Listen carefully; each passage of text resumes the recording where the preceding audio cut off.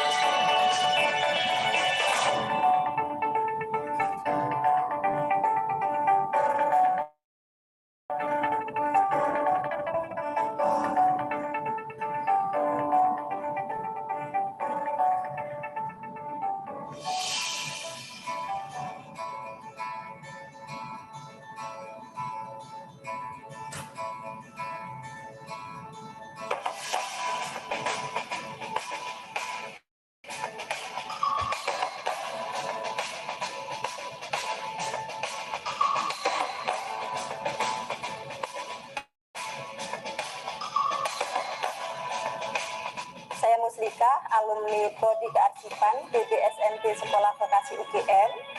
Saat ini saya bekerja sebagai arsiparis di Arsip UGM. Saya mengucapkan terima kasih kepada Prodi Kearsipan PBSMP Sekolah Vokasi UGM karena sudah memberikan banyak pengetahuan, keterampilan, dan kesempatan kepada saya untuk mendapatkan pengalaman-pengalaman di bidang kearsipan. Ini sangat membantu saya, sangat bermanfaat bagi saya ketika saya menjadi seorang arsiparis. Halo, perkenalkan, nama saya Khairul Anwar, saya lulusan DBSMB Sekolah Vokasi Universitas Gadjah Mada. Saat ini saya bekerja sebagai Marketing and Communications dari Royal Ambarukmo, Yogyakarta. Terima kasih DBSMB Sekolah Vokasi Universitas Gadjah Mada telah mengajari saya untuk menjadi pribadi yang profesional dan memiliki integritas. Hai, saya Ayu Kurnia. Saya merupakan alumni program studi kepariwisataan DBSMB Sekolah Vokasi UGM. Kali ini saya bekerja sebagai shift supervisor di Starbucks Coffee. Saya ingin berterima kasih kepada DBSMB Sekolah Vokasi UGM yang telah memberikan ilmu dan pengalamannya selama kuliah sehingga dapat bermanfaat hingga saya bekerja sekarang ini. Terima kasih.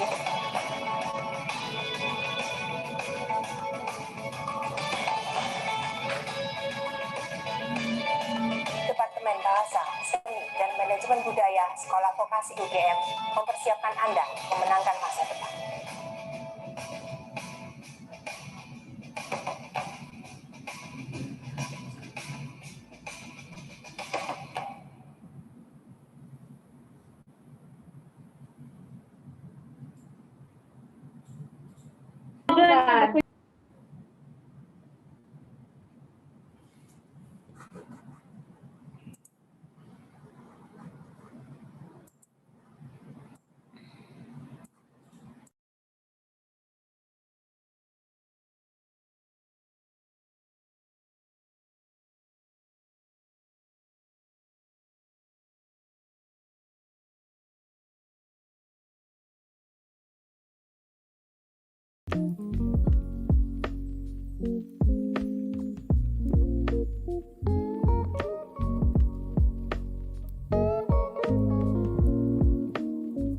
Good afternoon, everyone. Welcome to Events Talk the 12th to talk about Buddhist art as our main theme. We will have Mrs. Wilis Rengganiasih and Ekowati from Sekolah Tinggi Agama Buddha Shalendra. It will be interesting topics with various students presenters from various universities. There are student presenters from Universitas Gadjah Mada and then from UIN Sunan Kalijaga, IAIN Manado, and also Institut Keguruan dan Teknologi Larantuka NTT. But before we get started, I would like to introduce myself. My name is Rengganiasih and I will be the host and I will lead our today discussions. Before we get further, I would like to floor about the rule of this webinar today. The rules are: first, the committee record the entire webinar sessions, and then webinar participants are requested to turn off the microphone. Then webinar participants are requested not to interrupt the speaker when the speakers are delivering the materials. And then the fourth, participants are allowed to ask questions when the Q&A sessions is started by the moderator by writing in the chat box.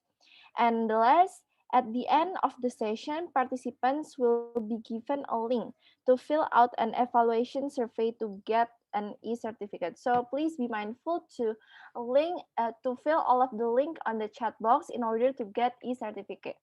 So that were the rule. And for your notifications, there is also live translations on the chat box. So although we are going to help the whole sessions in English language, we will have the translations live on the chat box that you can read.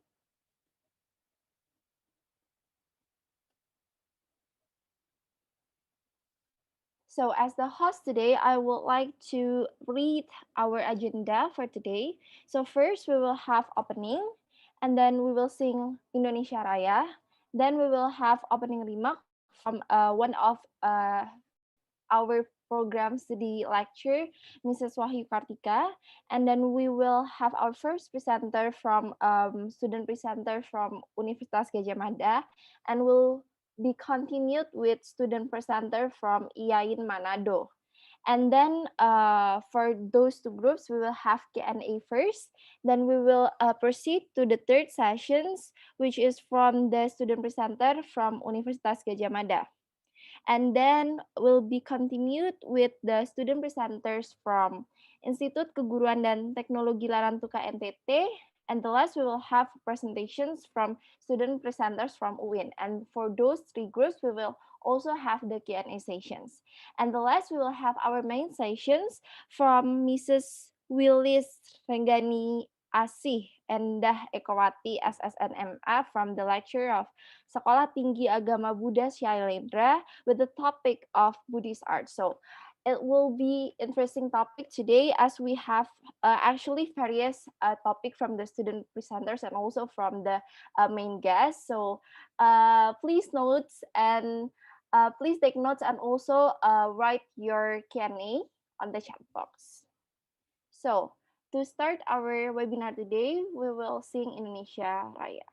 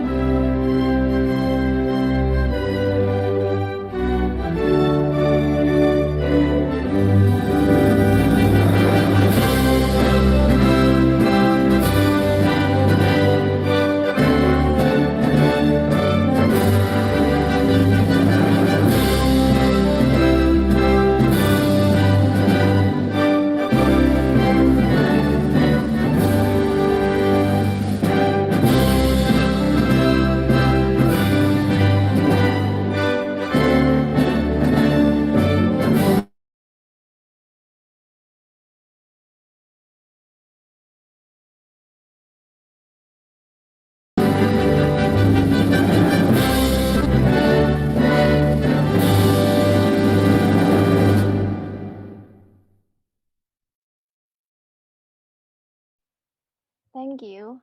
Now we are going to proceed to the opening remark from Mrs. Wahyu Kartika Winanda, SPD MPD, as the lecturer of English Study Program Vocational College Universitas Gadjah Mada and also as the head of Language Laboratorium of Vocational College Universitas Gadjah Mada.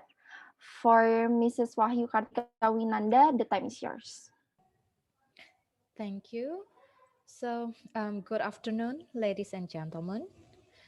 The Honorable guest speaker, Miss Wilis Rengganiasih and Ekowati, the Honorable Lecturer, Bu Dewi Cahya Ambarwati, and also the beloved students, presenters, and the audience. I'm Wahyu Kartika Winanda, on the behalf of all lecturers of Bachelor of Applied English Study Program, Sekolah Vokasi Universitas Gadjah Mada, and the organizing committee would like to welcome all of the participants and audience to webinar event talk the 12th with today's theme, community, culture, and environment. This theme is very interesting to be discussed since those three aspects, community, culture, and environment, are inseparable from our daily life. Take an example. I myself came from East Java, and I have been exposed to East Javanese custom.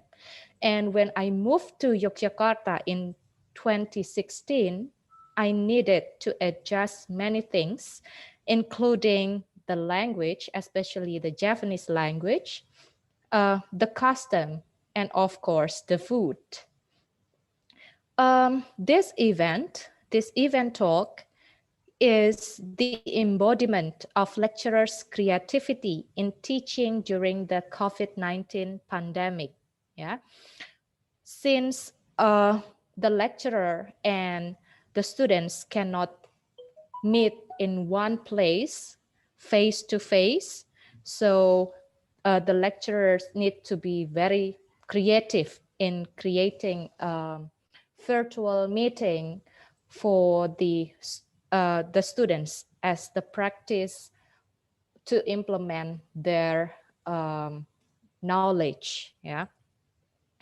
This event is a means to give the opportunity to the students of MICE management and Indonesian cross-culture communication to do a real-world practice in organizing a virtual event. This event also helps the students presenters to share knowledge to wider audience, to practice their confidence in presenting, and to build network with students from different universities. Today, there are a guest speaker who will elaborate the talk about Buddhist arts.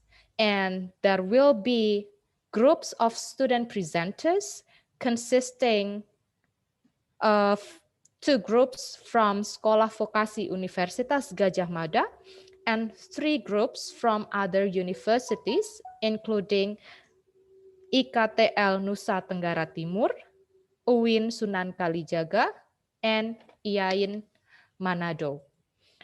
Without the good coordination and collaboration between the lecturer, the students taking up the courses, and the internship students, as well as the presenters and organizing committee, this virtual event talk will not be established.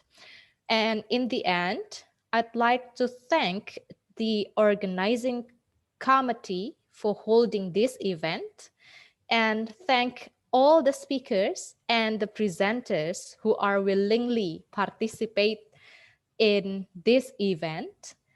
And lastly, I would like to say good luck to all the presenters and please enjoy the presentation. I think that's all that I can share to you. Thank you.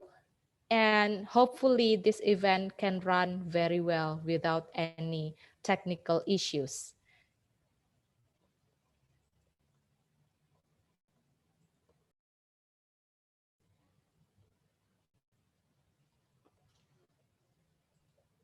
Thank you for Mrs. Wahyu Kartika Winanda for the opening remark. So yeah, actually today's theme of Event Talk 12 is very interesting, which is community, culture, and environment, which Mrs. Tika has said before that those elements are very important in the daily life. So without further ado, let's hear from Group 7 from Universitas Gadjah Mada, who will be talking about being minority in foreign country. This topic will be delivered by Alivia, Fauzia, Madina, and Ardania. For the student presenters, the time is yours.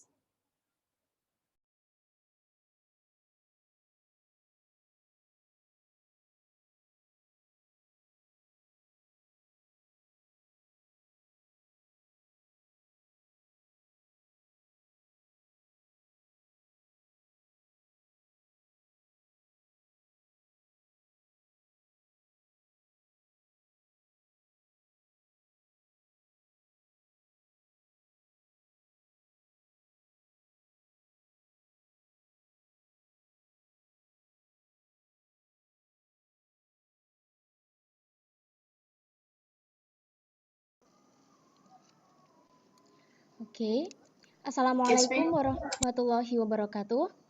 Salam Om Swastiastu, Namo Buddhaya, salam kebajikan, salam sejahtera bagi kita semua.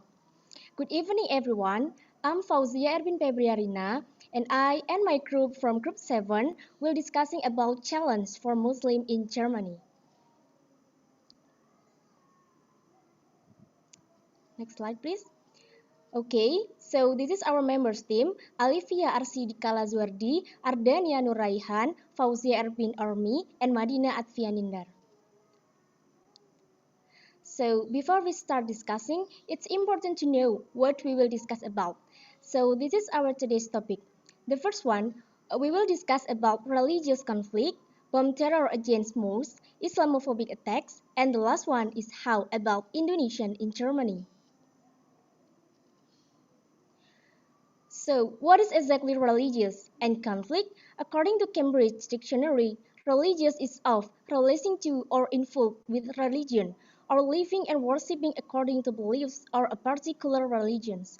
Religions contain symbolic stories which are believed by followers to be true, that have explaining the origin of life, the universe, and other things. Traditionally, faith in a reason has been considered a source of religious beliefs. And conflicts is an active disagreement between people with opposing opinions or principles. A conflict is a class of interests. Basis of conflicts may be personal, racial, class, case, political, and international. Conflict often caused by differences of opinion, disagreements between members, and scarcity of resources. So let's move to the next slide. So in this slide, we can see that the German Basic Law in Article 4, Paragraph 1. The basic laws of the Federal Republic of Germany are the Constitution of the Federal Republic of Germany. The West German Constitution was approved in Bonn on 8 May 1949 and entered into force on 23 May after being approved by the Western Allies, who occupied World War II on 12 May.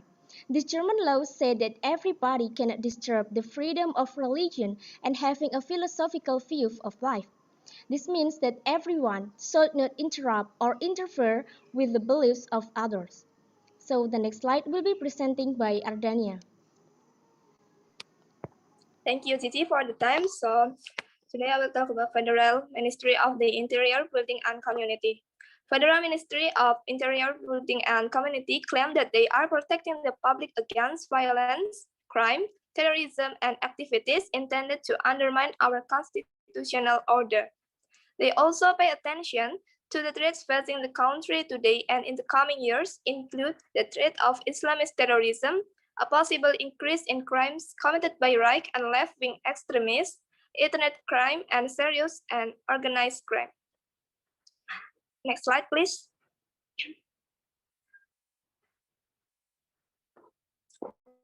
Bombs terror against mosque.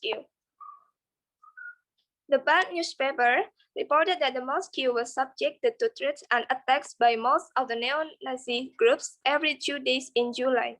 In July, there were bomb threats against mosques in Aichelon, Villingen, Schwenningen, Mansion, and the Great Mosque of Köln, the largest mosque in Germany. Then in recent days, similar threats have emerged against mosques in Duisburg, Mannheim, and Mainz. Next slide, please. According to Nur Hatsoykan, a spokeswoman for the German Muslim Coordination Council, she said Muslims are deeply unsettled. The state is obligated to undertake confidence-building measures. German authorities have a duty to guarantee that all people can practice their faith without fear and danger of violence. Our coexistence is in jeopardy and thus our democracy. That is unacceptable. Next slide, please.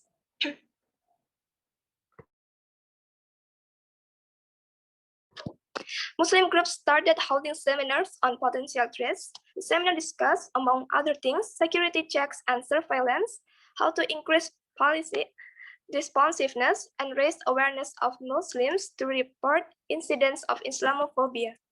The German Interior Minister, Horst Seehofer, stated that places of worship can indeed be targeted by terrorists. If there is evidence of a threat, such places will have extra protection. And the next slide will be presented by Madina. All right, thank you so much, Nia. So, audience, in this recent years, Germany has witnessed a growing number of hate attacks against Muslims triggered by the propaganda of far-right parties. Even though Germany already claimed and already have the regulation about freedom of religion, but as you can see in this Islamophobic attacks chart in 2017, when Islamophobic attacks against Muslims and mosques were first recorded, there were 1,075 cases of anti-Islamic attacks with 32 victims. In 2018, there were 910 cases with 40 victims. In 2019, there were 884 cases with 36 victims and 2 deaths. In 2020, there were 901 cases with 48 victims.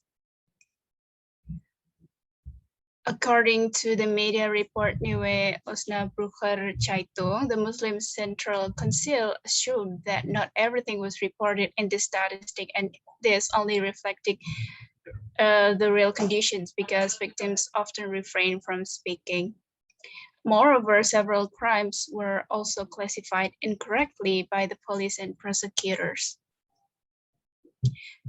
So then what is Islamophobia? According to Rengganiasih, Islamophobia is a form of fear in the form of anxiety experienced by a person or social group towards Islam and Muslims, which originates from a closed view of Islam and is accompanied by the prejudice that Islam is an inferior religion. So it is not appropriate to influence the values that already exist in society. In 1995, a group of experts on interracial or ethnic relations in Britain set up a special commission and study and analyze Islamophobia. They examined Muslims in Britain and Islamophobia, and it is found that Islam is perceived as a threat both in the world or especially in England. Islam is called the power of Nazis as well as communists, with which contain images or invasions and infiltration. This matter refers to fear and hatred to Islam and dislike of most Muslims. In the last 20 years, it has become more and more extreme and dangerous. The Friedrich Ebert Foundation's pioneer studies on far-right sentiments among Germans indicates just how widespread Islamophobic prejudices are. The representative research series was launched in 2006 and compared, among other things, prejudices against different social groups. It finds that almost 1 in 5 people think negatively of Muslims. Yeah, Islamophobia currently exists in society, according to research by Islamic scholar and lecturer at the University of Erfurt, Kai Hafez, shows that more than 50% of Germans are prone to Islamophobia. In some areas in Germany, such as in Thuringen and Saxony, this figure has even reached more than 70%. And the next slide will be presented by Via. Via, please. Okay, thank you, Madina. So then what about Indonesian citizen in Germany? So based on the interview we conducted with a medical student in the Düsseldorf, Germany, Aldi Ramadan, we get a statement like the following. So he admits that he is very concerned about the situation of Muslims in Ireland, Villingen, München, and he hoped for action from the government. Fortunately, in the area where he lives, there is no bad discrimination from residents regarding religion and belief. Living in Germany for 2 years, he admits that he has difficulty adjusting his prayer schedule to his school schedule because there was no time to rest for prayer. In addition, there is rarely a mosque in the city where he lives. Next slide, please. So here's are the regulation. In the speech of the Minister of Foreign Affairs, Retno Marsudi, during the 5 years Ministry Unity Statement or PPTM on 2015 until 2019, always made the issues of protecting Indonesian citizens one of the topics of her speech. In the 2015 BPTM of the Foreign Minister stated that the Indonesian government will apply three approaches in the protection of Indonesian citizens, namely prevention, early detection, and protection. The three digital initiative of Ministry of Foreign Application welcoming SMS blast, self-travel application, and Peduli WNI portal. Next slide, please. Here's are the regulation. From Indonesia, the Indonesian Ministry of Foreign Affairs for Peduli WNI provides a 24 hours hotline for protection of Indonesian citizens, for Indonesian citizens or Indonesian legal entities, or report urgent matters including victims of crime. Next slide, please.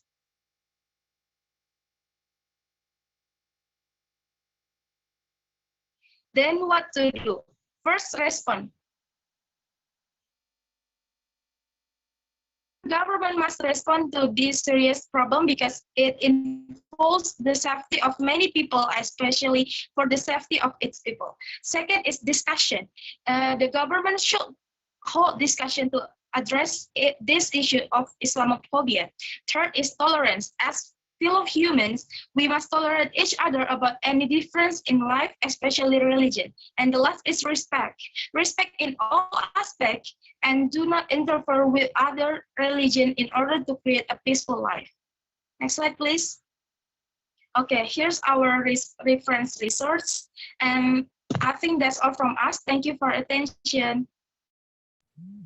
Thank you, Group 7 from Universitas Gadjah Mada. So it was really interesting talking about being minority in foreign country. In this case, as being Muslims in Germany. Maybe the participants have had already questions, maybe the root cause of the problem and other questions. You can already write down your questions on the chat box. But before we are heading to the Q&A sessions, we are going to hear first from the student presenters from IAIN Manado, who will be talking about distant learning consequences for parents and children. Wow, it's very relatable topic in this pandemic era, actually. And this topic will be delivered by Windy, Andi, Jihan, and Sri Ayu. For those student presenters, the time is yours.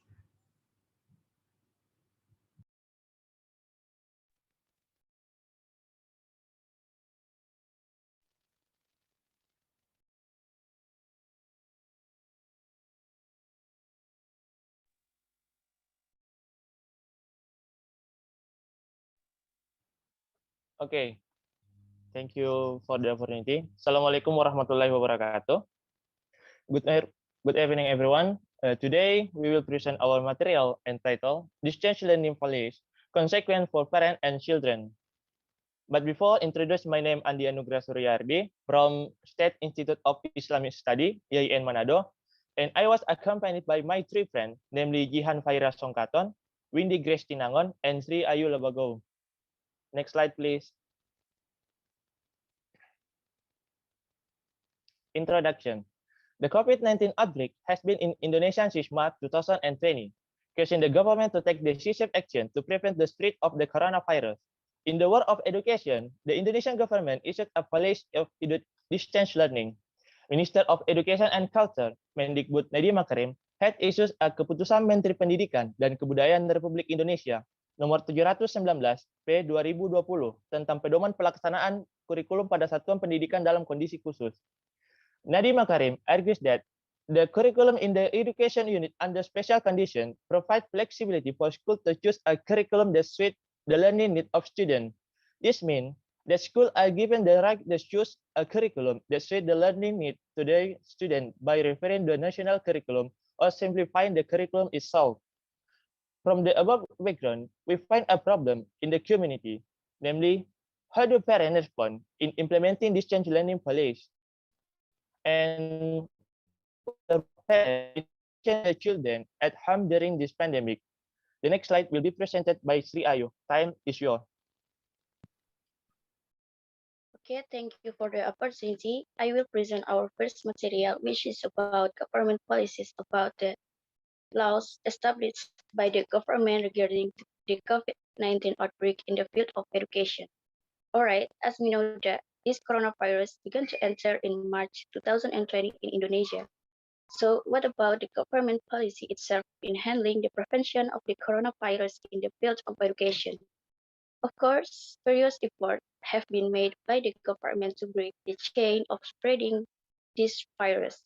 The first is the government issued a circular from the Ministry of Education and Culture number 36962/MPK.A/A/AHK/2020 regarding online learning and working from home in order to prevent the spread of the coronavirus.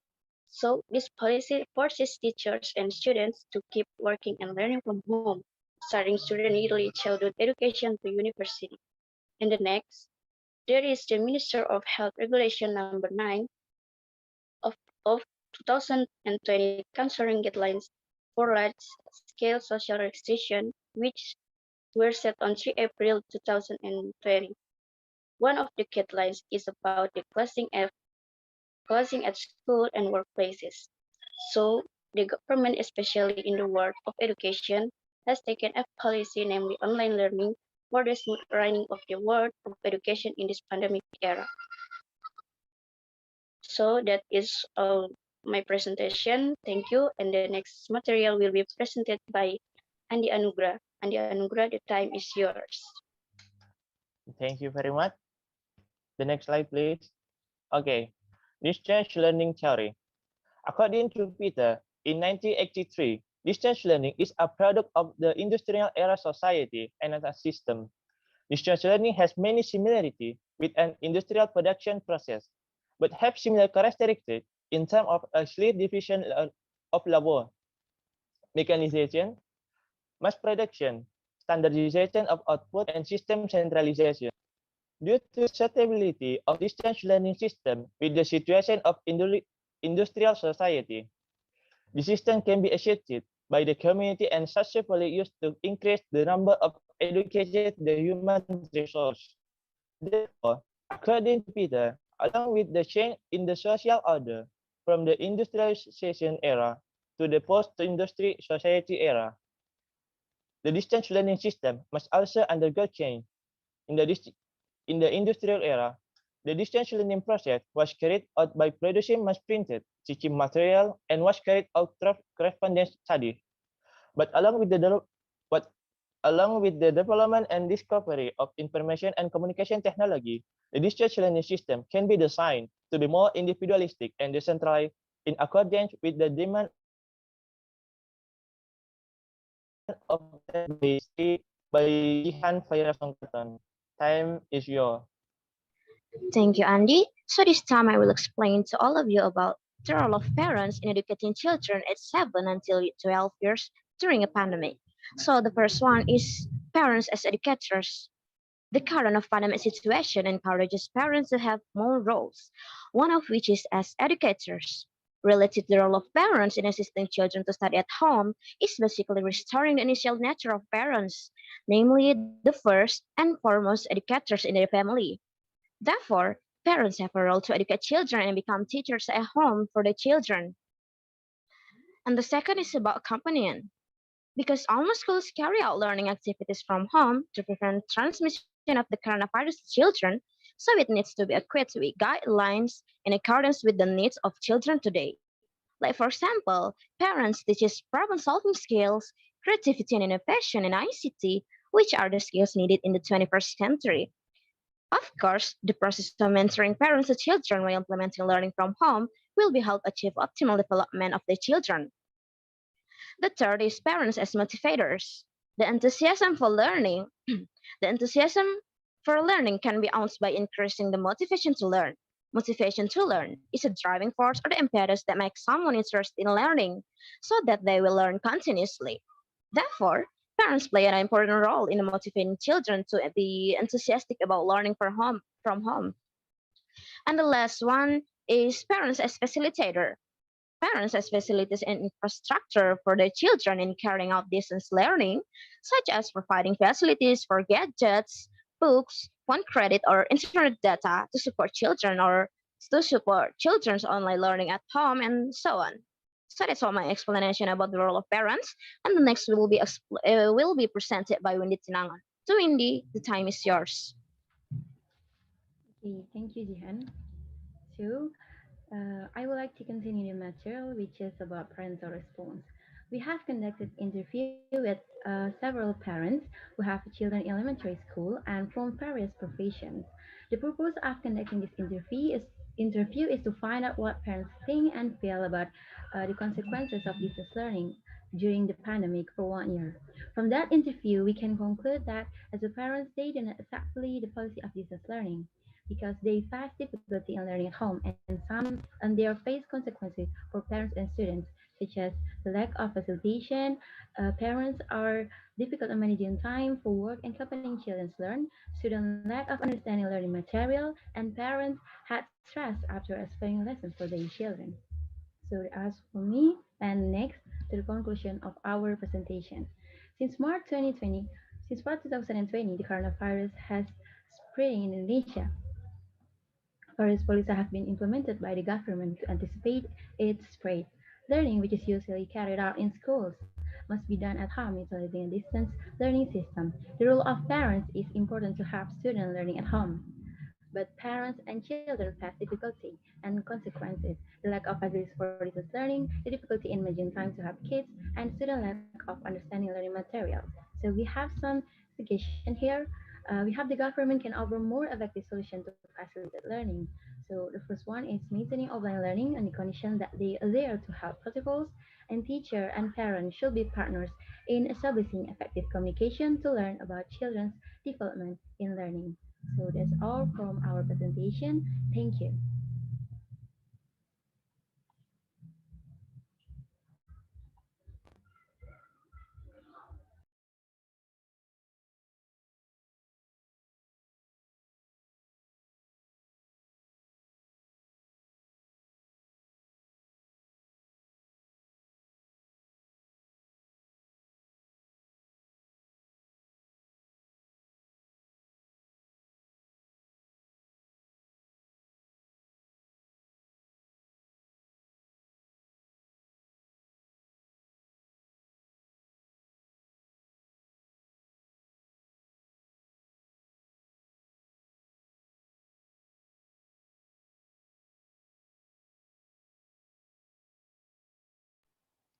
Thank you so much for student presenters of EIN Manado for the presentation. So it's quite interesting how actually pandemic COVID-19 has affect all of our aspect in life, including about the learning process, and it impacts on how the learning efficiency and how it is affecting parents and children.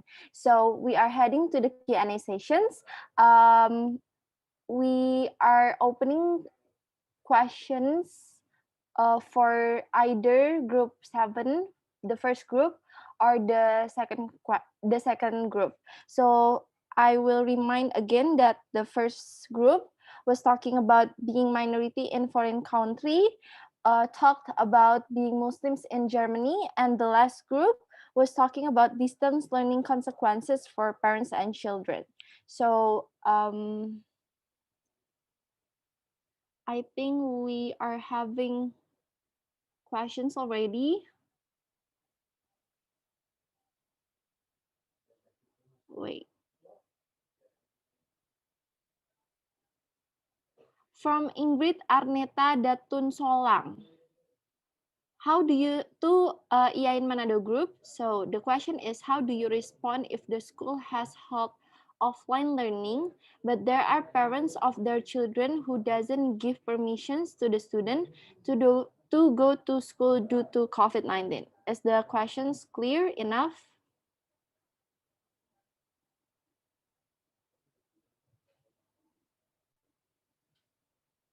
Okay, maybe you can start answer. Yeah, thank you. So I will answer a question from Ingrid Arneta Datun Solang. In my opinion, the parents of students are not wise in judging something because if the school is going to hold learning offline, it's likely that the school has implemented very good health protocols and have received permission from the government. So it's normal for the parents to worry for their children from so the children will be exposed to COVID-19. But at the same time, the parents must also understand that many other students have difficulties with online learning and may even be experienced the same thing. As long as the health protocol has been implemented properly, then I think offline learning can be applied in the school. Thank you.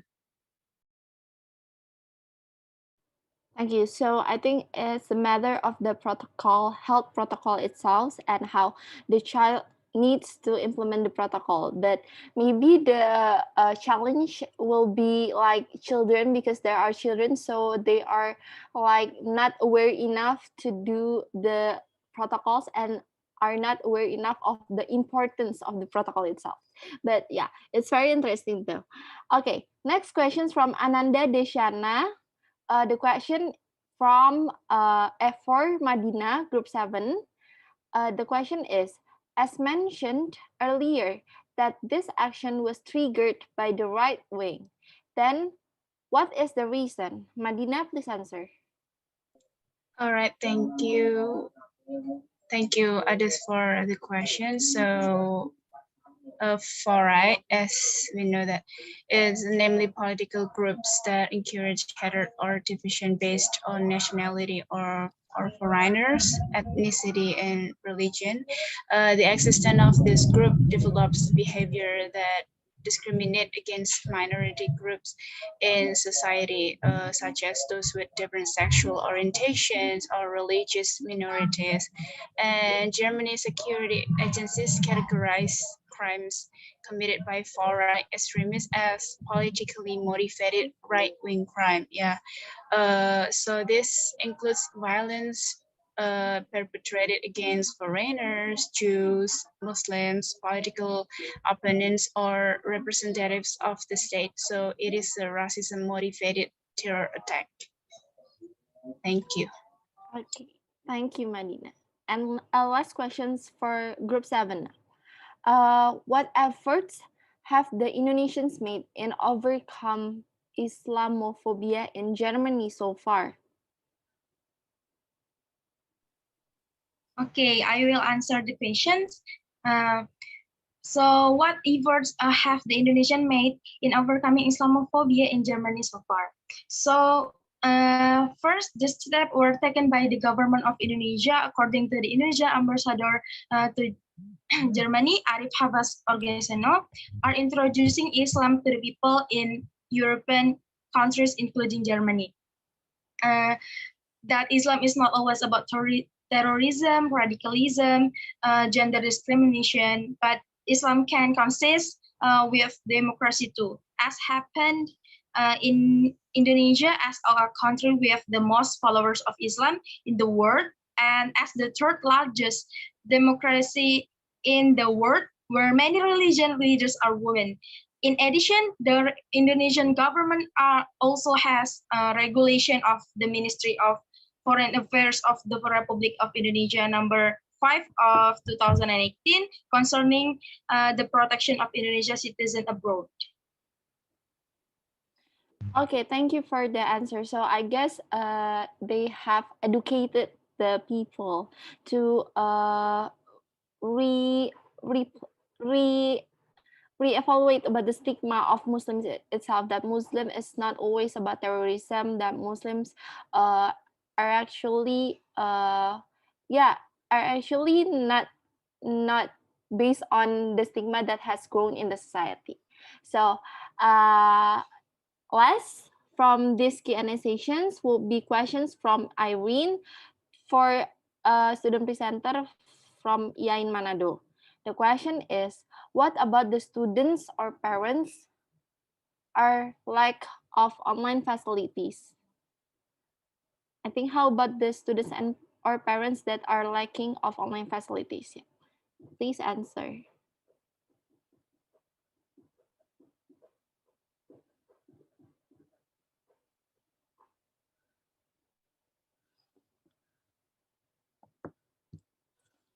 Student presenter from IAIN Manado.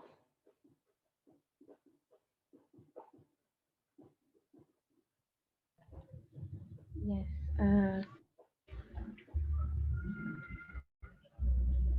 Okay. What about students or parents are like of online facilities? So I think some of teacher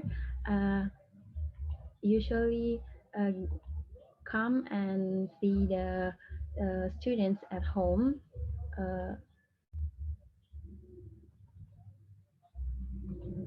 And they give learning material for them, especially in Manado, Pineleng. So there are teachers that comes to the students' home and give a learning material from them, so they can learning at home and with helping of parents. Okay, thank you for the answer. So besides there are methods of online learning, but from students that have difficulties to do that, the teachers will come to their house. Yeah, maybe I could assume that this happened in regions or in village. So maybe it's applicable as effective as the online learning. So we have already in the half of our webinar today, and we have absorbed so many knowledge, but don't get satisfied yet because we are still having 3 groups yet from the student presenters. We will proceed from student presenters from Universitas Gadjah Mada, Group 8, who will be talking about cultural features in batik business practice when traditional meets modernity. This will be presented by Aulia, Alia, and Galuh. The time is yours.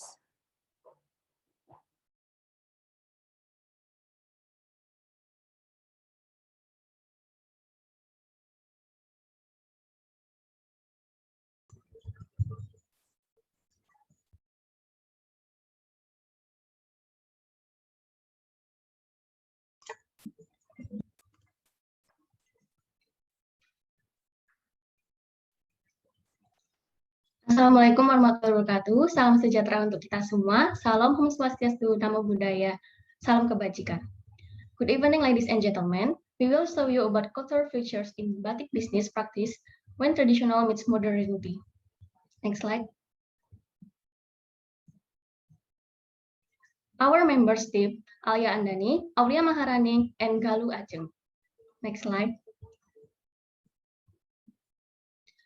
Our question research about how to develop a batik business that combines modern and traditional elements, seeing business opportunity in modern time because young people are starting to follow modern style. The designer wants to create products with a combination of batik and modern fashion so that young people can perceive and be proud of Indonesian batik and remain fashionable. Next slide. What is business? According to Prof. L.R. Dixie, business is a form of activity that aims to benefit those who have an interest in or pursue these activities. Next slide. Culture in business. F. John Ray method reveals that the traits of corporate culture include clarity of mission, employee commitment, effective leadership, customer focus, effective communication, and skill development. If the company doesn't show these characteristics in business activity, it will create tension or conflict that weakens the organization. The cultural approach becomes strategy like the heart of business. Companies can raise human values to the process of empowerment and learning, which is the characteristic of corporate culture. Companies can expect much, especially if the company leadership priorities the achievement of economic goals above the interests of human research and a cultural approach. Next slide. What is batik? Batik is a cloth that is painted using chanting and wax flute so that its form painting of high artistic value on Mori cloth. Batik is also cultural heritage that belongs to Indonesia. Batik comes from the words amba and tik, which are Javanese, which means writing dots. In the past, it called ambatik. Indonesian batik can develop to an incomparable level in design or process. The various styles of batik that contain meaning and philosophy will continue to be explored from the various customs and cultures that have developed in Indonesia. Next slide will be presented by Ajeng. Thank you, Alia. So I'm going to explain about batik development in Indonesia. So batik is thought to have appeared in Indonesia, especially Java, during the Majapahit Kingdom or the 12th century. This is indicated by the discovery of a statue, Ratnaparamita, goddess of wisdom, in 13th century in East Java. In the statue, it is depicted that the goddess wore a cloth decorated with vines of plants and flowers. The spread of batik art into the property of the Indonesian people, especially the Javanese, occurred after the end of 18th century or the beginning of the 19th century. Although known since the Majapahit era, the development of batik began to spread rapidly since entering the Surakarta and Yogyakarta areas. Batik is not only known in Indonesia. In 1817, batik became known in Europe along with the publication of the book History of Java by Sir Thomas Stanford Raffles, the British governor who had served in Indonesia. Meanwhile, printed batik was only known around after the First World War in 1920 in Ponorogo and was brought by a Chinese named Seng. The area at Ponorogo at the beginning of the 20th century was famous for its indigo batik that did not fade. That is why batik entrepreneurs from Banyumas and Solo provide many jobs to batik entrepreneurs in Ponorogo. Next slide, please. Types of batik according to the method of the manufacturer. The first is batik tulis. Batik tulis is a type of batik that is produced by giving a wax to the fabric using a tool called canting. Canting is made of copper, which is shaped like a funnel to accommodate batik wax and has a hole on one side in the form of a small pipe. Second is batik cap. Batik cap is type of batik that is produced by wetting one part of the stem surface with wax, which is then stamped on the fabric. The stem forms series of motifs or patterns. To make various motifs, various kinds of stem are also needed. The printed batik motif or pattern always has clear repetition so that the shape is the same. And the third is batik printing. Batik printing is type of batik that are printed with a pattern with a color resembling a batik work. The process of batik making is done using a machine, while the motif similar with batik motif. Next slide, please. It's about kebaya with modern twist. Mixing and matching traditional kebaya by adding a modern touch is quite an effective way to introduce kebaya to a wide audience, including the younger generation of Indonesia. Because kebaya is now not only a formal thing, there are many forms of kebaya inspiration today. For example, by wearing kebaya and then pairing it with pants to make it look more casual. With the help of influencers who help introduce kebaya, it is hoped that it can make kebaya more famous so that it can be preserved by the younger generation. The next slide, please. It's about why fashion could be a promising business because it is because fashion is basically that everyone needs it. Then requires creativity and it is also part of lifestyle and also effective marketing strategy. Next slide, please. The way of batik products enter the international market according to Didit Maulana. As we know, Didit Maulana is a rising Indonesian designer who has his own fashion brand called Ikat Indonesia. So he said a number of factors of batik to enter the international market. They are the size is bouncy, safety factor, products consistency, and packaging design. Next slide, please. Besides that support from government, it is also needed. There are several evidence that government also support the development of fashion in Indonesia. First, Bank Indonesia and related ministries and institutions to seek the MSMEs in the production, marketing, and so on. Second is collaboration with the Indonesian and Korean creative economy. The Indonesian Embassy in Seoul hosts an online fashion show on 27 March to 2021 entitled An Exotic Journey to Nusantara. This is done to increase fashion income in Indonesia because according to embassy data, in 2070, Indonesia's creative economy contributed $71.8 million to the country's GDP and $86.9 million in 2019. This sector accounts for 14.3% of Indonesia's total workforce, and fashion is major subsector of the creative economy. The next one is Aulia. She is going to explain about our interview with one of Indonesian designer.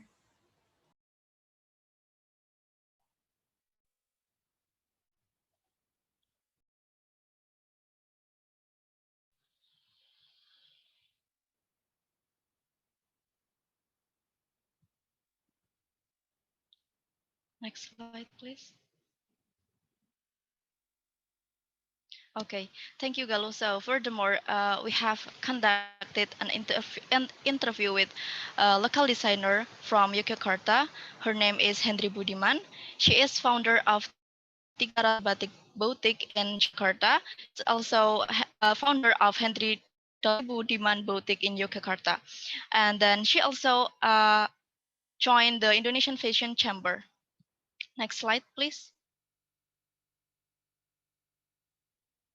Okay, so this is our result of interview. The first about the beginning as designer. Actually, she is really interested with fashion since college. Then she buy fabrics at the Tanah Abang market to make kebaya. And then she also participating in a fashion design competition during college.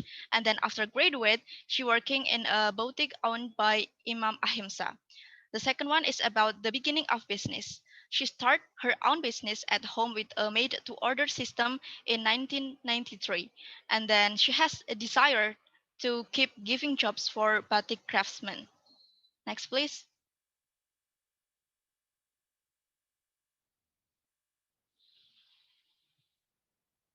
And then the third about the process to develop her business.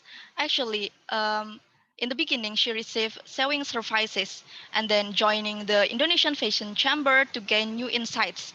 And then until now, she still adapt to the times from offline business to online business. And then fourth about the way to combine traditional and modern batik. Based on her opinion, people prefer a simple model. So, example, bomber jacket. She combined the top straight down with batik, used polka dot lurik batik with the current model. Next slide, please. And then differences between traditional and modern batik according to her. So traditional batik in making the motifs and colors used is bound to certain rules. Meanwhile, for modern batik in the making of motifs and color is free, not bound by the rules that limit it. Next about why she combined traditional and modern batik, because she want to make young people use batik cloth and preserving culture, and then she would like uh, provide a variety of choices to customers. Next slide, please. And then market segmentation for her product. She has two boutiques, so she divided the market segmentation. Market segmentation is greater in Tiga Ratu Batik boutique who produce hand-drawn batik in demand by people aged over 30 years. Meanwhile, the market segmentation of Hendry Mugi Budiman product attracted young people. And then how about her innovation? She has polka text or polka dot batik, which is combine the polka dot with batik. And then the second one is chicken mask. Actually, it was motivated during pandemic condition. So because her income is decreased, so she tried to implement it sustainable fashion, which is she reused the old fabric to make the other things, the new things. So then her idea is make mask with a picture of chicken, and then the product is really boom in the market. And then flower mask also same with chicken mask. Next slide, please. And then about the condition in fashion business during the COVID-19 pandemic. She admit that when during COVID-19 pandemic, she has less fashion shows. Even she have to cancel fashion show in New York, and then she have to demanded to implement sustainable fashion, which is to reduce waste so that the environment is maintained. So that's all from us. Thank you very much for your attention. Wassalamualaikum warahmatullahi wabarakatuh. Thank you so much for Group 8 Universitas Gadjah Mada. So it was very interesting, especially when we are talking about batik. Batik itself identical with, associated with Yogyakarta, and it become a Yogyakarta attractions actually. So before we are heading to the next group, I would like to remind again that you can drop your questions on the chat box below. So yeah. Next, we will hear from Institut Keguruan dan Teknologi Larantuka NTT, who will be talking about the value of Lama Holot ceremony. Whoa, what is that? In Lodong Ana Ride. So for Emilia, Pius, and Anna, the time is yours.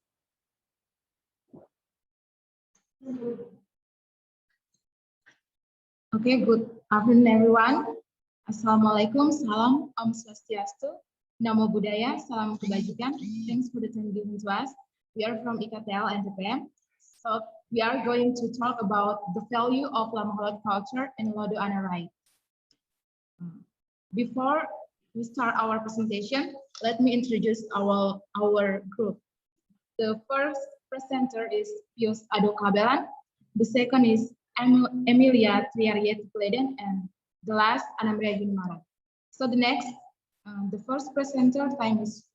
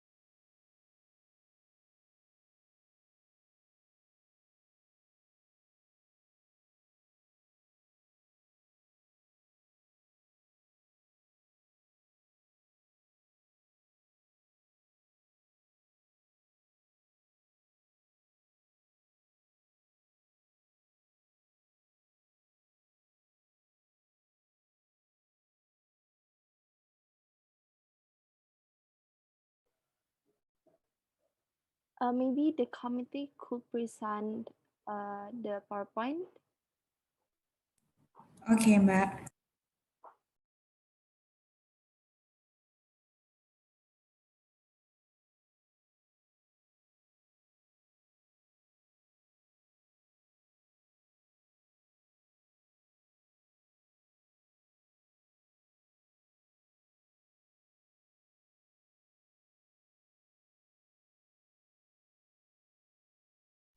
Okay, for Institut Keguruan dan Teknologi Larantuka student presenter, please proceed. Okay, wait, the screen is gone again. Kan dia sudah kirim ke panitia juga, tuh harusnya panitia share screen sekalian.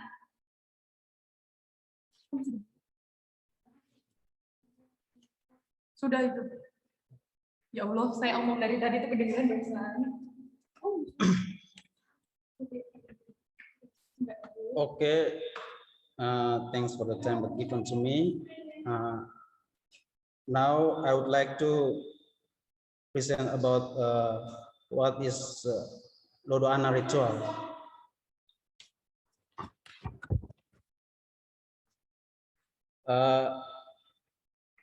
The value of Lama Holot culture in Lodo Ana Rite.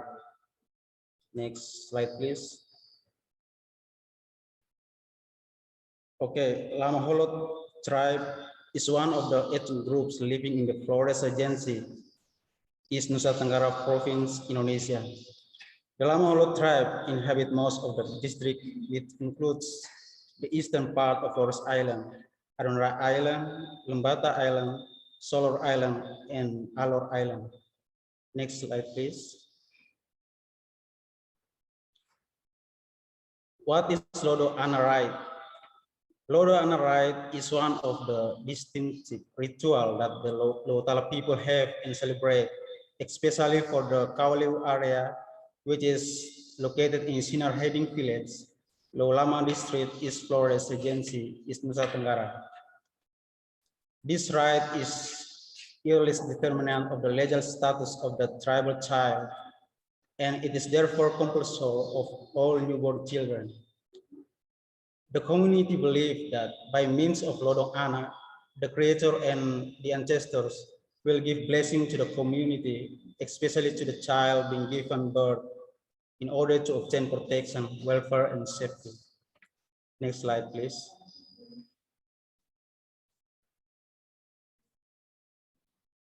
So, children of Lodo Ana tribe is celebrated by a tribal group called the Rajatua tribe, which consists of 3 tribes, namely the Liun tribe, the Hulin tribe, and the Hotan tribe. Next slide, please.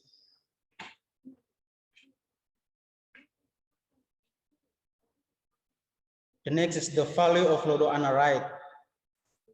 The value of Lodo Ana Rite.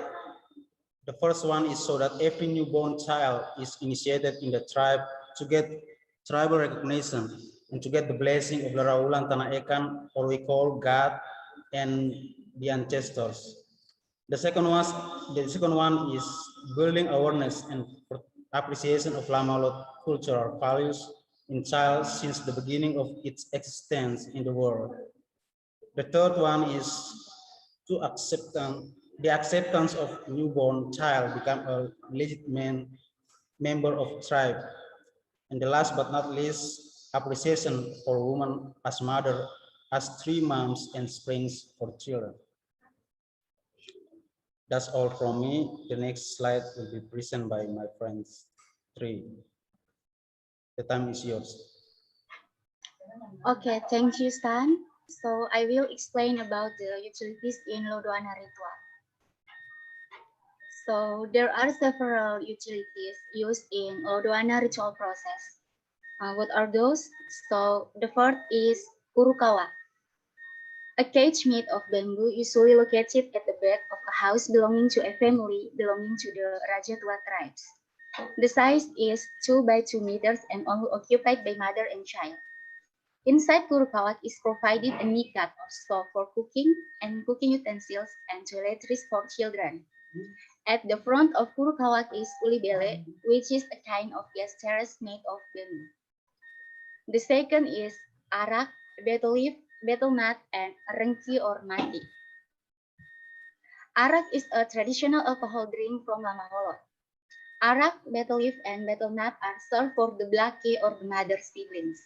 Then followed by eating rengki, dried fish cooked with coconut milk, or mati, a kind of tumpeng by mother, and followed by everyone present. Next slide, please. And the third is traditional sarung and coconut fruit. Blake clips a coconut just above the child's head, which is covered with a traditional sarung. Coconut water rinsing the head and body of the child. Coconut water symbolizes coolness, teaches tranquility, fertility, and a happy life for children on the next day. The fourth is deer's and pig's leg.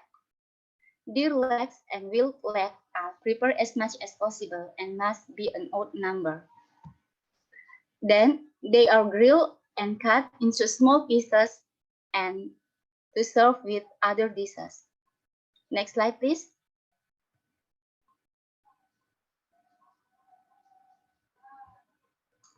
The fifth is sweet potatoes.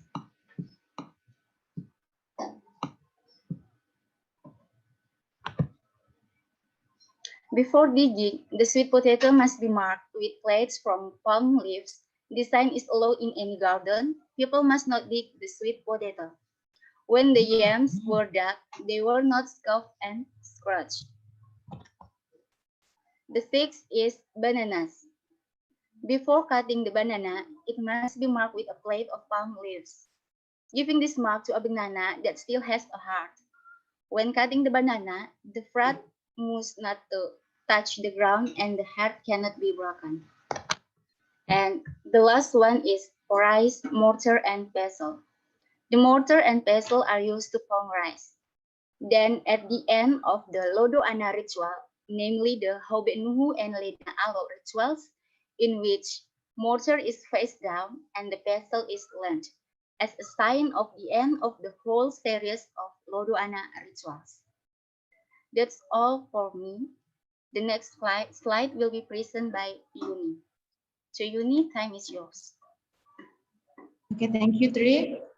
The next topic about process of Lodo Ana ritual.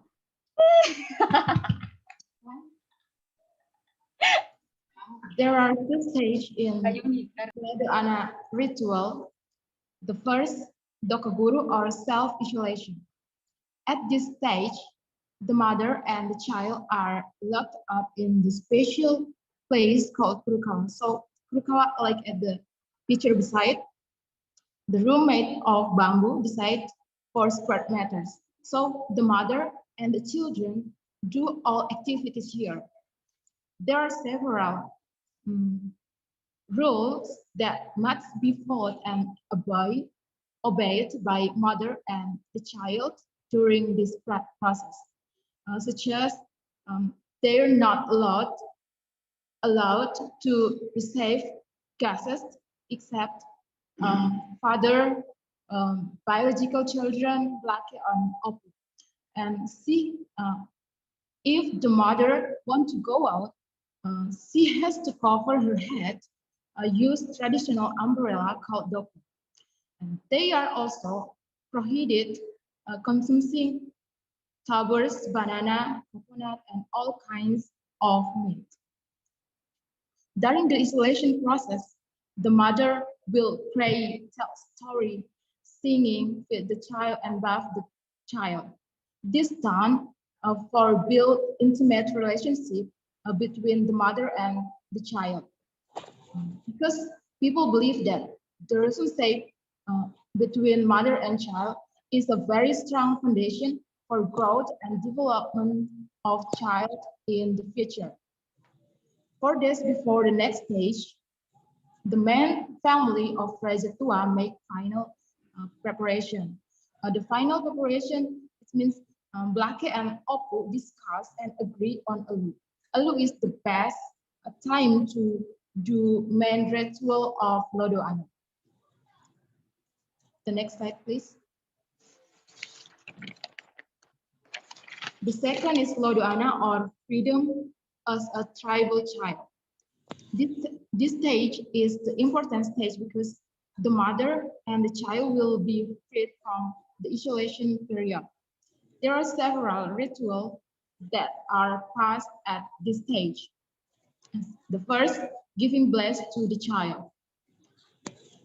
The stage starts welcoming Blake with 3 arak or traditional alcohol and siripinang. And then Blake gives his bless to the child. The next, Goa Ana ritual or cooling ritual. Okay, we can see at the picture, the first picture on the slide, the mother and the child covered by kuatek or traditional sarong. The mother's brother split coconuts right above mother and child head.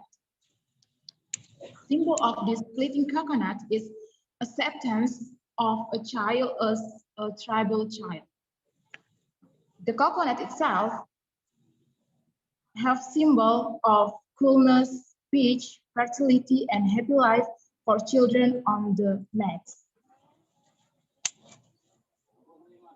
Hodiana dance. Hodiana dance is a dance of gratitude for complete the isolation period and being accepted as a tribal child. We can see at the second picture on the slide, the dancer wear the traditional clothes and accessories.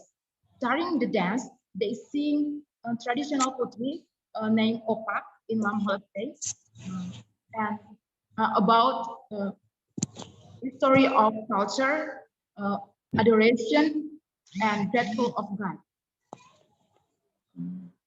The last, taking the child to Lamabele, or main house of tribe. This ritual is done for child that she or he have saved in the tribe. In this stage, also have a special ritual for mother, which is signed by touch the leg of deer and pig to the mother joints, a symbol of restoring a strength for mother who had given education for children while in Kurukawa, while isolation period, and respect for mother as a source of life, and have added the members of tribal. Okay, I think that's all about our presentation, and thanks for your nice attention.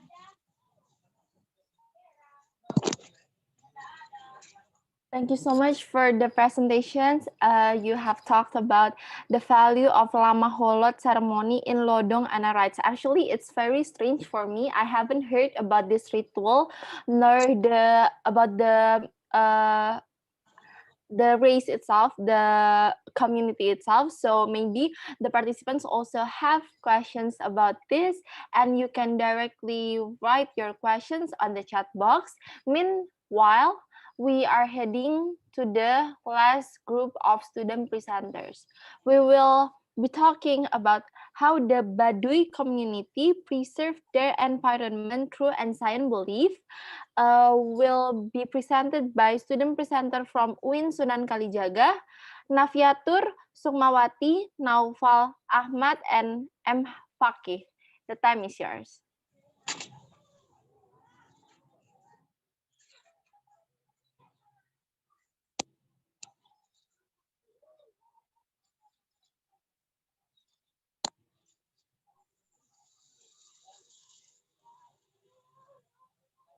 Okay, so yeah, let's start. Good afternoon, everyone, audiences, and my fellow presenters. So today our group will be discussing about how the Badi community preserve their environment through ancient belief. So in this group, there are 5 of us. There's me, myself, Faki, and there's Nafia, and then there is Naufal, and there's Sukma, and then lastly there's Ahmad Ismail. So yeah, let's start. The environment. So what is an environment exactly? So there are 2 definitions here based on 2 different pieces. You know, the first one is based on dictionary. Second one is based on Indonesia's law. So to put it simply, an environment is a place where we, human beings, and other living things live inside of it and rely on it for survival. So what this implies is that when there is no environment, or that it's gone, we would go down with it as well. So this implies that we must take care of our environment. Next, please. Environmental quality. So to determine a quality of an environment, the Indonesian government sets 3 criteria to be followed. The first criteria is good water quality, which is determined by the amount of pollution contained inside of a water source, you know, like rivers, lakes, and all that stuff. Second one is good air quality, which is determined by the amount of pollution containing in the air, you know, how many gas is in our air. And lastly, good land cover quality, which basically is the amount of greens that we have. You know, how many trees, how many forests that we have, how many jungles. Next slide, please.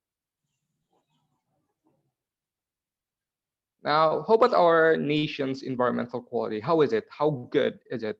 Well, our government says that, based on last year's report, that our environment is fairly good. with a national score of 66.5.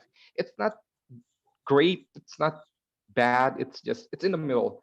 But compared to last year's, I mean the previous national score, it dropped by 5.12 points. Next slide, please. Right, so the government says our environment is fine, but the international community, specifically Earth.org, says that in their Global Sustainability Index, which examines the policies and actions regarding environment on every nation on Earth, ranks us on the 151st position, which, you know, it's bad. We are not even on the top 10, so this should give you like a general view of how bad our environmental condition is. And now moving on will be presented by my friend Nafia.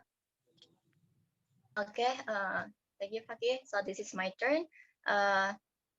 Introducing the Baduy community. Please, next slide. Okay, the Baduis, who are they and where they live? So Baduy is a term given to a group of people occupying Kanekes village in Banten, West Java by people from outside of the community, or generally known as outsiders. The term Baduy was well received by the people inside as well as outside the community.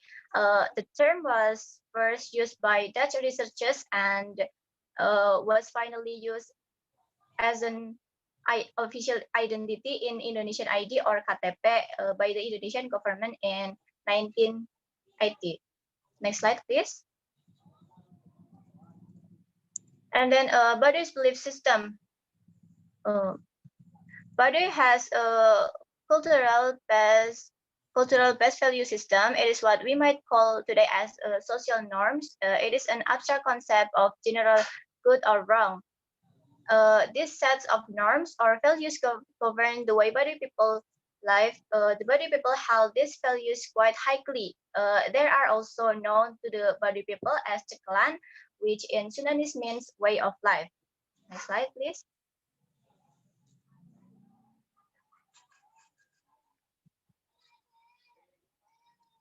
The ancient belief. Okay, next slide. A brief story of Ilmu Pikuku. Ilmu Pikuku originated from an older Sundanese belief named Sunda Wiwitan, which is an old religion based on respect for their ancestors. The Baduy people believed that they were the first people to first inhabit the earth and is the center of the earth or universe. All the things that they do are guided by the Buyut Karuhun. People there are not allowed to disobey this ancestor norm that has been passed down from generation to generation. And then next slide.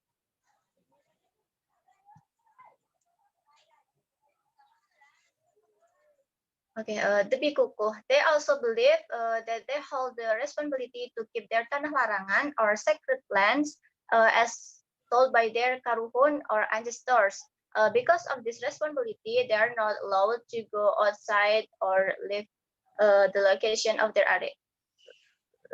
Their areas. The Baduy people think of their land as ambu or mother, and soil as amburarang, above land or sky as ambu luhur, and the place where human life is ambu tengah. And then this amount of respect towards their environment is parallel to the way a mother cares for her children, hence the term ambu. Ambu is the source to all livelihood to humans. Okay, thank you. For the next slide will be delivered by my friends, Noval. All right, thank you, Nafia. So now we are moving into the Ilmu Pikuku, what it exactly tells about, and how the system of Ilmu Pikuku stands for Baduy community. So as my friend mentioned earlier, that Pikuku is an ancestral norm which and the way of life of Baduy people, and that must be obeyed. And Ilmu Pikuku was told in Old Sundanese ceremonies or told as stories by parents to their children. And now let's take a look to the speeches of the Pikuku. And as you can see on the screen, so these are the speeches or the verses of the Ilmu Pikuku. Then what do those mean? What can we get from these speeches or these verses? Well, these speeches contain meaning that the environment should be taken care of and should not be disturbed or destroyed. Basically, human lives in close proximity with nature and be able to keep it fresh, cared, and sustainable, remembering human relies on it. And body community regularly practices that, and Pikuku makes body environment. They really believe that their land and their environment is the center of the universe, which must be maintained and must not be changed or spoiled. The Badu people are a reserved community. They hold themselves from being influenced by outsiders. They live in solitude with nature without being disturbed or changed by modern society. And now let's jump into the system of the Ilmu Pikuku. So systematically, according to Pikuku, the Badu people divides the forest into 3 separate divisions based on their function and their locations. This first, hutan larangan. So hutan larangan considered as a sacred forest, that the hutan larangan is where the karuhun or their ancestor gather and where the center of the universe will born. Hence, any tribal elders can enter. And the second one is hutan dunungusan. So these divisions of the forest is a reserved forest by Badu people, as where inside lies an upstream or sacred and stand a sacred place of their ancestor. And the last one is hutan garapan. So like its name, these divisions of forest is applied for huma or fields as agricultural field. Hutan garapan, sometimes called as lubang rema or hutan lada, which is located in top hills and foothills. All right, and for further details about the hutan larangan and the philosophy will be explained by my friend Sukma on the upcoming slides.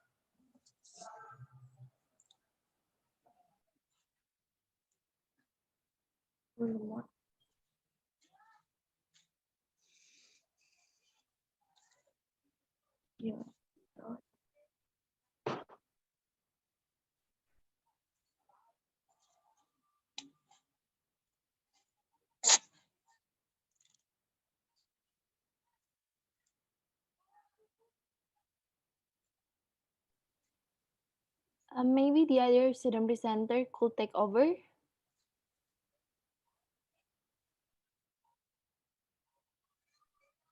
Okay, thank you, Noval. Well, talking about Hutan Larangan, it is located south of the Baduy, Tangtu, and its place is deep and high above. And inside lies countless natural worlds such as trees with thin branch plants, palms, pteropods, moss, and other greens that covering the forest. Multiple species of animals also crowds the forest. Hutan Larangan is highly protected because they trust that this forest is the source of life for the other forests, like Dudungusan and Garapan, because of its large amount of water reserve. Next, please. The Baduy community has high moral standard in treating their forest. They treat Hutan Larangan with deep respect and full attention toward the conservation. Their behavior in treating the environment according to their local knowledge is hereditary, so they can live side by side with nature. Literally, no one is allowed to enter, tamper, disturb, or even take advantage of this forest, because this is Hutan Larangan. They uphold the noble values of Baduy. Okay, well, the next material will be delivered by Ahmad Ismail. Time is yours. Okay, thank you very much, Sukmawati. And now we are moving to the challenge that the Baduy people are facing now in order to survive their environment. And next slide, please. Yeah. Okay, as we know that now we are living in the modern era, so it is so unfortunate for the Baduy people because their environment problem that they are facing now is caused by us, the cold modern society. You know that on a 2020 article in Suara Banten, it is reported that many people outside of the Baduy community, like tourists and visitors, are causing a havoc toward their local culture, and some of them even litters the place with plastic, as we know that plastic is uh, cannot break easily, and plastic is not friendly with the environment, so it makes their environment become much dirtier. And because of that problem, the Baduy community had done the preventive thing. They have sent a letter to the president demanding that their area to be removed from any travel destination list. And the next slide, please. Yeah, now we are going to the conclusion. So what can we learn from the Padu people to survive our environment? And next slide, please. Yeah, as my friends have explained before, that the Padu people are holding tightly about their principle, which is called ilmu pikukuh. We know that ilmu pikukuh is so friendly with the environment. We can see how much care the Badu people put into towards the environment. And there are several things that we can learn from the Badu people. First is sense of responsibility. We should all have the sense of responsibility towards taking care of our environment. If we have the sense of responsibility, we will not disturb our environment. Instead of disturbing, we will keep environment and save it because we need it. And the second is to conserve the environment. We should all conserve and preserve our environment because we need environment in order to survive our life in this world. And the third is self-awareness. We should all must be aware that we cannot live without an environment, and that if we show no care toward environment, we should expect something bad in return. And that's that we can learn from the Badu people. And we should realize that we need to keep and save our environment. We should understand that environment can live without us, but we as human beings cannot live without an environment. And the last thing, saving environment is saving humans' life. And that's all from us. Thank you very much for your attention and participation to listen our presentation. And once again, thank you very much. Thank you. Saving environment means saving humans' life. I very agree with this quote. So, wow, this afternoon we have talked about community culture and environment from the group 8. We're talking about batik and how actually it shifted from traditional batik model until it shifted for modernity models designs. And also from Institut Keguruan dan Teknologi Larantuka has um, given us insights about the value of Lama Hulud ceremony in Lodong and rites. It's very interesting. And the last group talking about how actually Baduy people needs to be our role model in preserving the environment because I quoted that environment can live without us, but we cannot live without the environment. So since we don't have any questions and we have limited time, so we are heading to our main sessions. Our main sessions will be talking about Buddhist arts. Buddhist arts will be presented by Mrs. Wilis Rengganiasih and Ekowati, S.Sn, MA, as the lecturer of Sekolah Tinggi Agama Buddha Shailendra. Mrs. Willy Rengganiasih and Ekowati is a lecturer at the Shailendra Buddhist College in Semarang. She received her BA in dance from the Indonesian Institute of the Arts Surakarta and MS in religious studies from the Center for Religious and Cross-Cultural Studies at Universitas Gadjah Mada, Yogyakarta, and from Florida International University. Wow. Ms. Wilis served as an artistic consultant for a number of art communities in some villages in Magelang and Temanggung regencies in Central Java. She also offers dance classes for free as part of her outreach program for Buddhist and non-Buddhist community. Wow, it very remarkable background actually. So without further ado, please welcome Mrs. Wilis Rengganiasih. Thank you. Hello all. It's really such a joy to be here, and I've been listening to all the presentations, all with a broad range of wonderful topics. Okay, but before that, please allow me to send my love and prayers to our brothers and sisters in Nusa Tenggara Timur.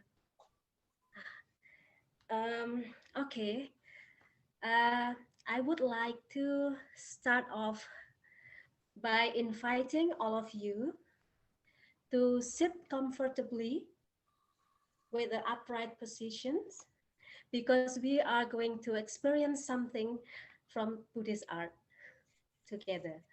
Okay, so now you can place your both hands within your laps. Okay, with this kind of mudra, if you wish. And now, please lightly close your eyes.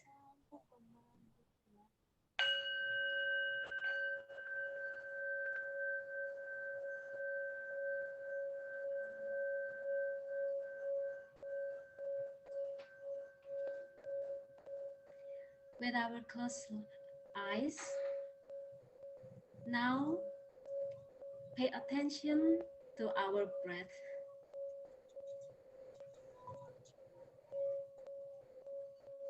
Be aware of the sensations of our breath on the tip of our nose.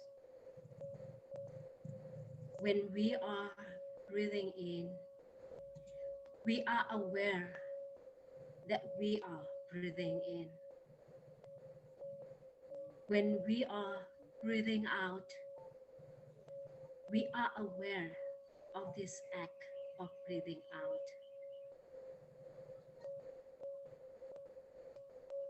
Now be aware of our own body.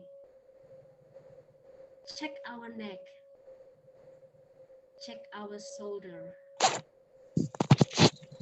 Relax. No tensions.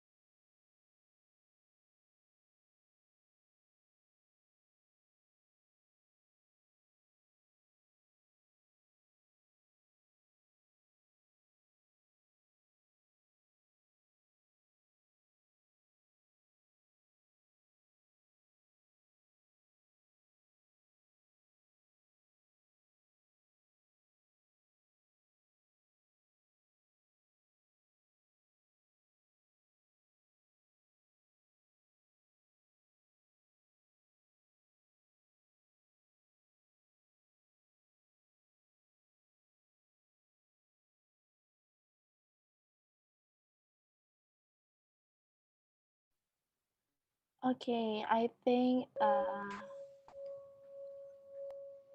sorry. What happened? Yeah. I haven't unmuted my microphone. Maybe you lost your connection, Miss, but Oh, it's okay. Yeah. Sorry for that. Yeah. It's beyond my control. Yes. Okay.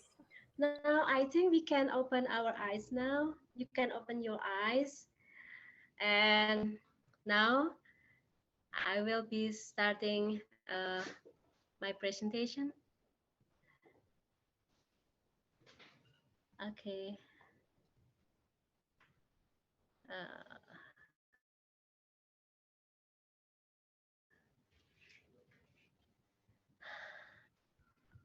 Okay.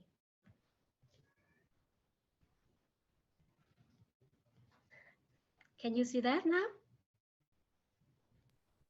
Loading, ma'am. Okay. Okay, now it's Okay. Buddhist art. Actually, Buddhist art is a very broad topic to be presented in such a little time. So I will just narrow it down into one topic only. What is Buddhist art? We can find Buddhist art in the forms of, for example, mural paintings and also statues. But we can also find Buddhist art in other forms of art or works of art. For example, in dance. On the left is a classical Indian classical dance, and on the right is a classical Thai dance. But actually, what is Buddhist art? When we would like to define what is unique about Buddhist art, well,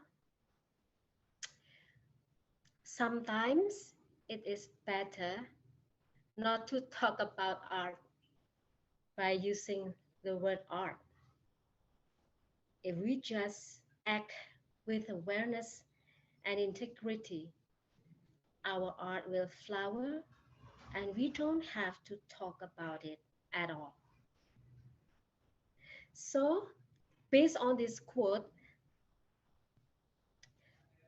we can say that everybody, me, you, everyone has the potential of creating a great or a masterpiece of art. Really? Yes.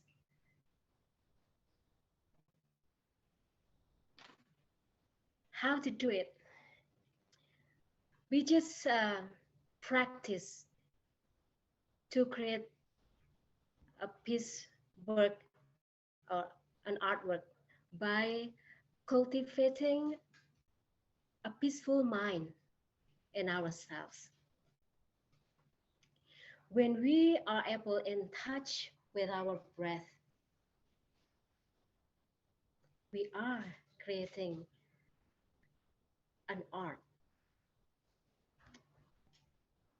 Because when we are in touch with our breath, we are in touch with life, with the universe, with the sun, with the moon, with the sky.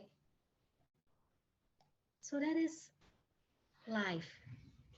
We are alive when we are aware of our breathing process, when we are aware of what is happening in our body, when we are aware of what is happening in our mind. That is art.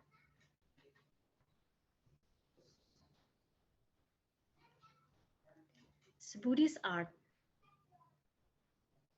is actually when we can have peace. So peace is every step. When we walk, it is like that our feet are kissing the earth. In this modern life, we are too often just rushing, walking or running, even running here and there without being aware of what we are doing. Isn't it right? We are busy with our mobile or smartphones, and then our mind becomes agitated, and then we feel anxiety without even we realize it. It just hit us just like that. Because of what? Because we are not aware of ourselves, that we are taken control by our smartphone. So when we are seeking peace, the peace is actually already here, whether here and the now, when we are looking inward into ourselves, when we are aware of our body and our mind, and we are doing anything in our daily life activities with mindful attention, mindfully. When we are washing our dishes, we only pay attention to what we are doing, holding the dishes and then cleaning, brushing, and then washing. But how many times when we are doing my dishes, our minds are wandering? It suddenly happens like that, and suddenly we realize that we finished with all what we have been doing. So that is not awareness. And in a Buddhist teaching, we can say that we are not alive, not fully alive. So how can we be happy if we are not alive? And if we cannot enjoy what we are doing? So peace is every step. Um,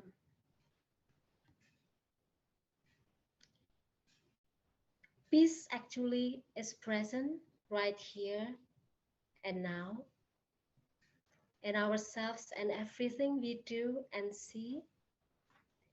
Every breath we take, every step we take can be filled with peace, joy, and serenity. The question is whether or not we are in touch with it.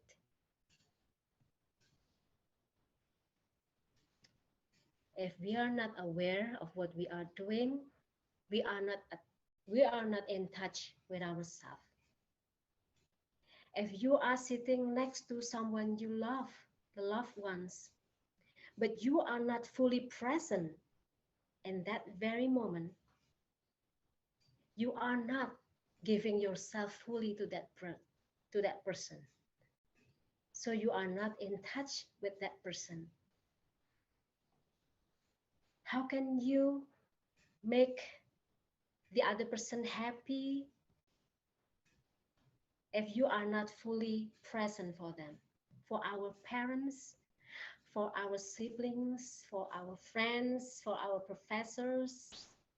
So if you are with them, try to be fully present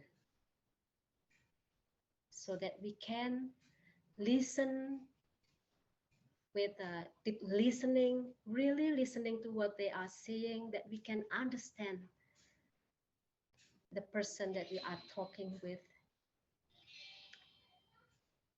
so that way we can give ourselves fully to that person.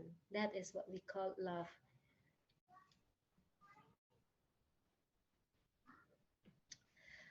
So we need only to be awake, alive at the present moment. This teaching to be fully present right here and now actually is the core of Buddhist teaching, and also it is the core of Buddhist art.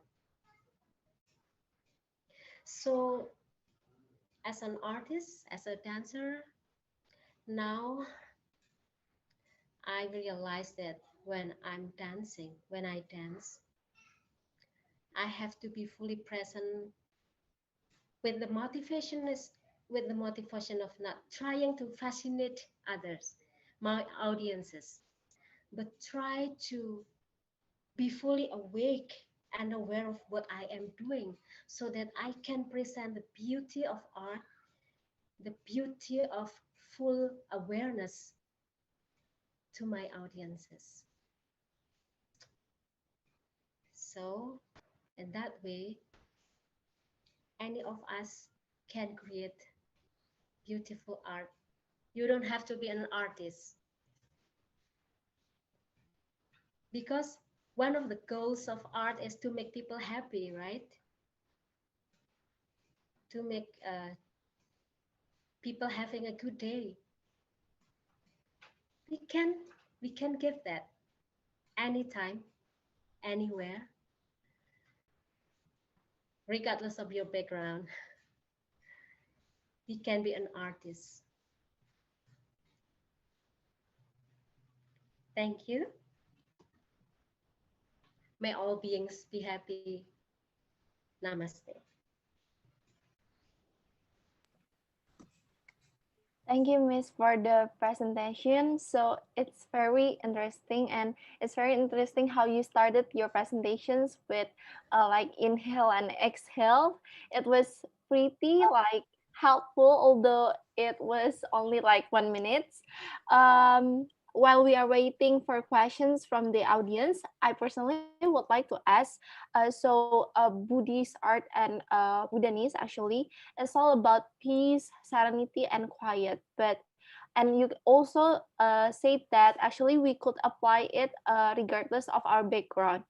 But in terms of in the city life where people are like hectic with their jobs, with the crowds and stuff, how do we find peace?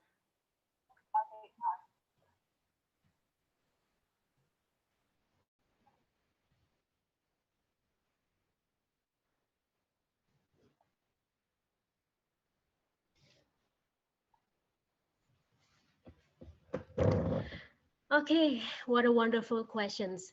But I have to apologize because I think my internet connection is now is unstable. But hopefully you still uh, able to listen to my talk. Yes, in our city life with hectic life, everyday life, it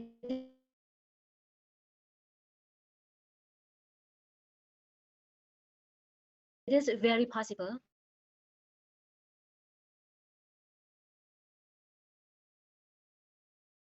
to just come back to ourselves. Just take a few deep breaths, and you can create if our peacefulness depends on other people, happiness and peace right here and now in the hectic life. So yeah, that's why by practicing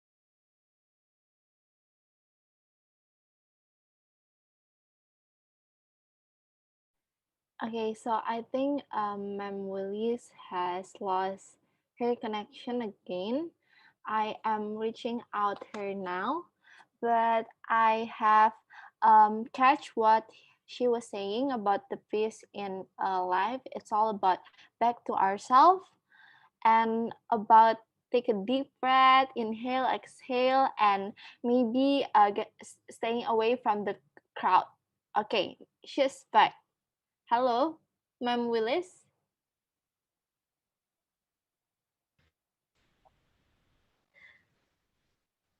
Yeah, I heard you about we coming I'm back to so sorry. ourselves.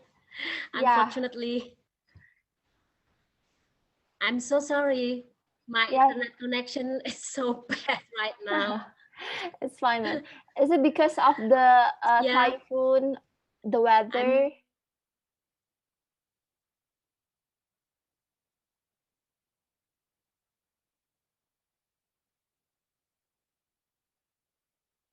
Okay, I think she lost the connections again.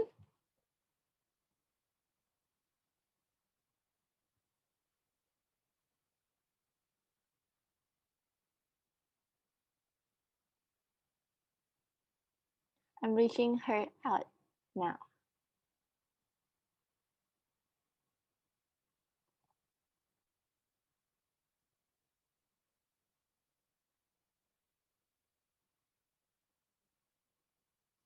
Okay, so unfortunately, uh, Bu Willis has lost her connections because she said that there in her locations is raining so bad, so she couldn't make it and she couldn't join again with us. And also, for a reminder for all participants to fill in the link to get e-certificates. If you don't fill in the link that has already been in on the chat box, you cannot get e-certificates. So maybe we can close now. And also, we from Yogyakarta, from Universitas Gadjah Mada, would also like to raise prayers for all of our sisters and brothers in Nusa Tenggara Timur. We hope that you are all safe and this things shall pass immediately. So thanks once again for all the student speakers from Universitas Gadjah Mada, UIN, IAIN Manado, and also from Institut Keguruan dan Teknologi Larantuka NTT. And thank you so much for Mrs. Wilis Rengganiasih. Although it like the connection is bad, but we have so many insightful things about peace and how we get the peace for ourselves. So thanks once again for Mrs. Wilis Rengganiasih. Before we go to the closing, we would like to invite the participants to turn on the camera so we can take pictures together.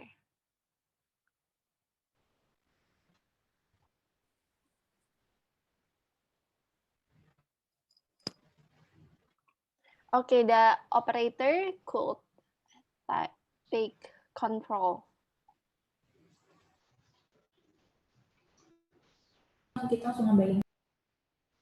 Okay, please everyone open cam and we'll be ready to take the picture. Okay. Udah open belum? Belum, kita masih menunggu yang lain untuk open cam. Group 8, Aulia, Alia, Naviatur,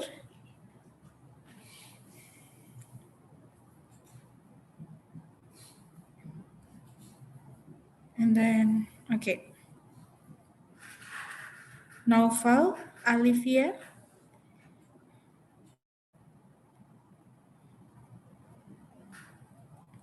oke, kita mulai dengan slide pertama. We start with the first slide.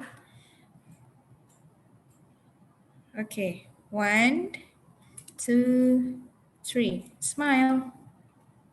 Thank you. Second slide. Agista, Afita, Isti Farida, Nurlaili, Ibu Dewi Cahya Ambarwati,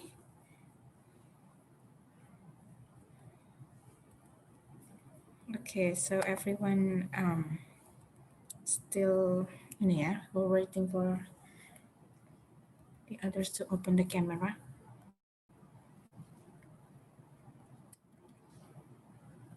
Okay, the next slide. 1, 2, 3. Okay, done.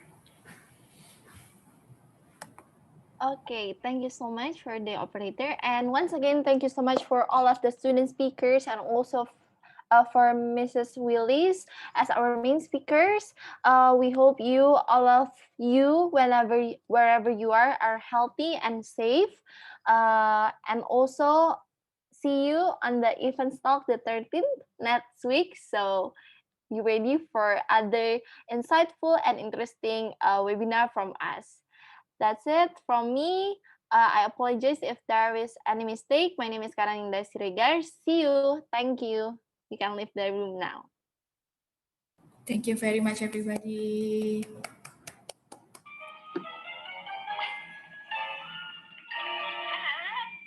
Thank you.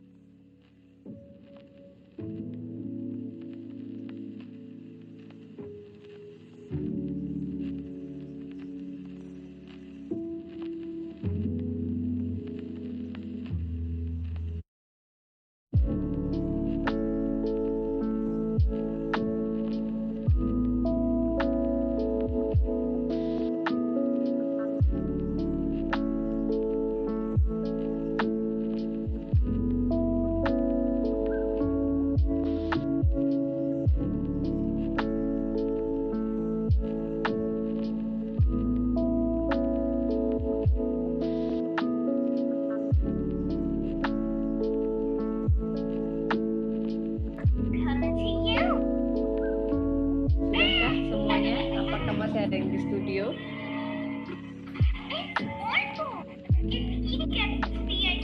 Hello, Tim. 2214. Masih ada. Okay, take down the YouTube, please. Okay. If it